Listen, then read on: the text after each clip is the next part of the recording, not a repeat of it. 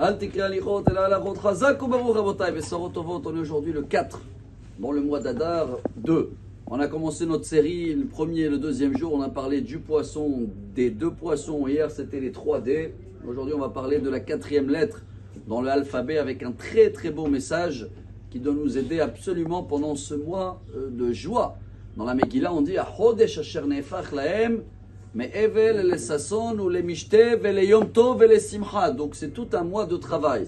C'est quoi les 4 initiales du alphabet? On va parler que des 4 premières. Le Aleph en hébreu, c'est ce qu'il faut absolument essayer d'avoir pour arriver à la joie.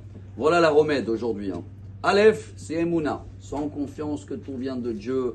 Et si vous voulez faire un lien avec la paracha, le premier travaux qu'ils ont fait dans le temple, tabernacle, c'est de prendre tout l'or, Vaïrake'ou et Azav, et ils l'ont fait très très fin. C'était un grand travail. Ils n'ont pas mis des grosses couches d'or. Pourquoi? Quand l'or il est grand, ça veut dire que tu donnes une importance au matériel. Quand tu donnes beaucoup d'importance et tu ne sais pas le faire très très fin dans la tête, déjà ça risque de manquer de joie. Alors première chose, Emouna, que tout vient de Dieu, et tout le matériel, tous les soucis, on essaie de les faire petits. Comment on les fait petits? En sachant que Dieu il va s'occuper, il regarde tout. Bête en hébreu, bitachon, avoir une confiance aussi. Pas seulement une Emouna que tout vient de Dieu, une confiance que tout ce qui fait Dieu c'est pour mon bien. Gimel, chers amis, Gvura, il faut savoir être fort, s'investir. Le Dalet, voilà, il est très compliqué le Dalet, chers amis. Il y en a un qu'il faut surtout ne pas avoir et un qu'il faut avoir. Surtout pas avoir le vitamine D, on l'appelle c'est Dahaga, l'inquiétude. Oh là là, il est très compliqué. Ce qu'il faut avoir c'est Da'at. Il y avait des grands rabbins chassidiques, quand quelqu'un il était très inquiet, soucieux, alors il disait va étudier une page de Gemara. Après il venait après une demi-heure. Alors ça a été, il a dit pas encore une page de Gemara. 2, 3 et la joie elle rentre. Pour cette raison, le Shulchan Aruch quand il amène la comparaison entre le mois Av et le mois d'Adar, alors vous savez très bien que comme on a un devoir Rosh Chodesh Av, vous vous rappelez, hop, on arrête de manger la viande.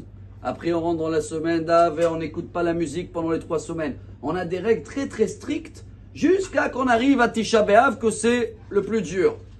Le Rav Dessler il dit ça doit être pareil avec Purim, chers amis. On avance tous les jours dans la joie. On doit apprendre à rajouter de joie tout le temps.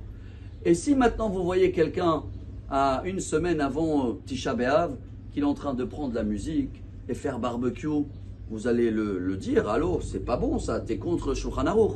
Et bien si on voit quelqu'un maintenant qui manque de joie, il faut le dire pareil. Comme dans la semaine de Tisha B'Av, il faut le prendre pour un fou parce qu'il est en train de transgresser les règles. Vous allez me dire, mais il y a des soucis, il y a des choses. Voilà, on a fait une remède pour travailler par force d'avoir cette joie. Le message d'aujourd'hui, on est le 4 Adar.